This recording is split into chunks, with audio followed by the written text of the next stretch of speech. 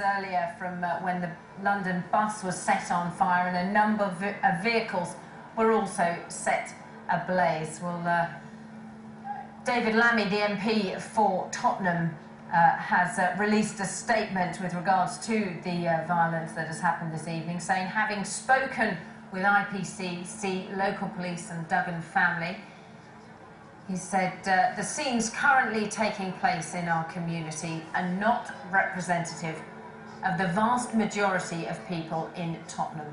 Those who remember the destructive conflicts of the past will be determined not to go back to them. He added, we already have one grieving family in our community and further violence will not heal that pain. True justice can only follow a thorough investigation of the facts. The Tottenham community and Mark Duggan's family and friends need to understand what happened on Thursday evening when Mark lost his life. To understand those facts, we must have calm. That statement from the Labour MP David Lammy for Tottenham. And there we have pictures of the latest pictures that we've received from Tottenham of two vans that were set on fire near residential flats in Riots Close, just off Tottenham High Road. And over the last hour, a spokesman for the Mayor of London, Boris Johnson, released a statement as well, saying where there are real concerns in the community, it is right that there is a proper investigation. The incident which led to the violent scenes in Tottenham this evening are subject of an IPCC inquiry. Violence and destruction of property will do nothing to facilitate this investigation, and we urge those involved to respect the rule of the law.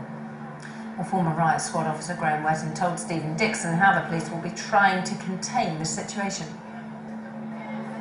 Yeah, I think they were expecting some disorder in Tottenham. They obviously had that tonight. From what the pictures I've been seeing from your cameras, they had a low-level policing presence at the police station first of all, and then that's escalated into serious disorder, which is what you're looking at now, and they've been deployed reinforcements into the area. And with the time that's gone on since it started, I would now expect them to have significant police resources in and around Tottenham dealing with the crowds that are coming into the area. Presumably this sort of operation is very difficult, though, when you have so many people and people coming out onto the streets to join in, if you like, and all those side streets and a moving crowd, a difficult area to police for those officers. Yes, it is, and with a hostile, violent crowd that they're facing now, who are throwing petrol bombs and missiles at them. And I think we saw earlier the police officers with the riot shields distancing the crowd away from the junction, so the fire brigade can be deployed into the building that was on fire that they're now dealing with, and we can see in the pictures now they're putting that building out. The bus would be left to burn in the street. I'm sure there was nobody on that bus. That would have been the first priority. If there were people suspected of being on that bus when it was light, they would have deployed immediately to the bus rather than the building. So I think they're taking it slowly now. They deploy officers into the area, make sure they've got sufficient resources in the surrounding streets, and slowly bring the area under control. Talk about sufficient resources. I mean, what are we talking about here? I mean, presumably they've had to pull people in from other areas of the capital. Yeah, there's a well-rehearsed and well-known policing plan to drop public order officers into an area of London at a given signal or given request. And with the time span that's gone on now, that's probably in full swing by now. Every borough, every police station in London will have deployed public order officers in their protective kit up towards Tottenham. On arrival, they'll be assigned to a public order commander and given a certain area to go and police and deal with. And with the time span that's going on now, they should have significant resources in there. All the TSG officers on duty in London now will probably be in that area and under a TSG chief inspector.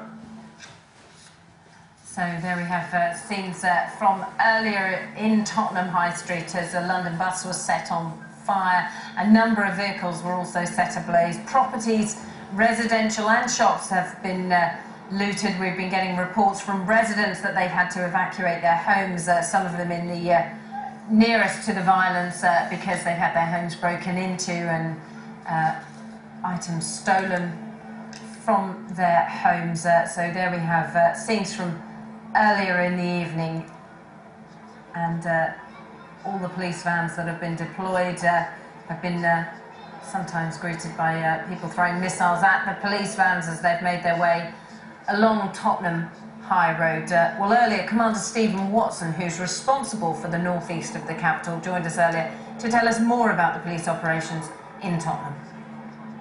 Well, obviously these are very distressing scenes for Londoners generally and for local residents particularly. And I think it's important that we emphasise that the safety of the public is of paramount importance to us. And also, of course, the safety of our own staff and other emergency services. As you can see from footage, the fire brigade are deployed in numbers as well. And of course, we have ambulance colleagues on standby should any injury ensue. I think the important point to note, of course, is that we have deployed a significant number of police officers to the scene. Our staff are very well trained and led, and we are exercising contingency plans which are well rehearsed. I think your previous contributor made mention of the fact that we do have plans which we frequently rehearse, and this unfortunately is one of those occasions where we have had to bring that to fruition for real. Can you give us